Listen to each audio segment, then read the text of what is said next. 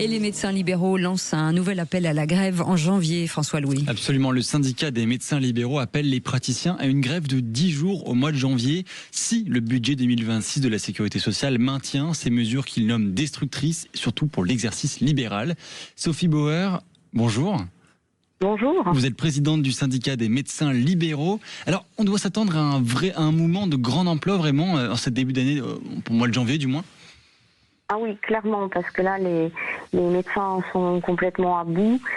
Si vous voulez, c'est une attaque en règle, poste par poste, vraiment secteur par secteur, indépendance professionnelle, tout y passe. Mais vraiment, tout y passe dans ce projet de loi de financement de la sécurité sociale.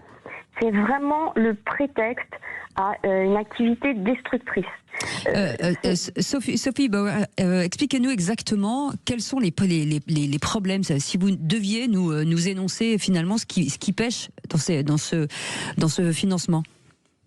C'est multiple. D'abord, ce qu'on appelle l'ONDAM, c'est-à-dire, en fait, c'est le pourcentage d'augmentation du budget de la ville en général, oui. Sur 2026 par rapport à 2025, c'est 0,88. Clairement, ça ne nous permettra pas de soigner les gens. On a des patients de plus en plus malades, de plus en plus âgés, par le vieillissement et par les maladies chroniques. Ça ne nous permettra pas de prendre en charge la population. Ce qui veut dire que on va avoir une détérioration majeure de la prise en charge des patients. Et ça, c'est la première chose qui n'est pas acceptable. La deuxième chose qui n'est pas acceptable, c'est d'essayer de passer en dehors de la convention médicale.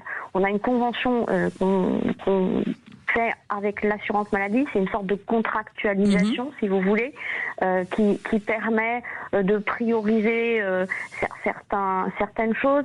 Enfin, c'est quelque chose qui était équilibré. On a eu ça qui est paru fin 2024, après des négociations très difficiles. Et dès la PLFSS 2025, on a commencé à avoir des coups de canif dans la convention. Donc en fait, maintenant, on n'aurait que 2 mois pour négocier avec le directeur. Et si on n'est pas d'accord, le directeur de l'assurance maladie pourrait passer en force absolument tout ce qu'il veut, y compris des baisses tarifaires. Alors que, je vous l'annonce, on est maintenant les médecins les plus mal payés d'Europe.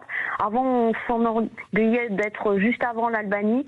Et bien maintenant, les Albanais sont passés devant nous parce qu'en fait, ils ont créé un système à 2 vitesses. Et donc, ils ont créé une médecine privée qui est beaucoup mieux rémunératrice que la médecine française.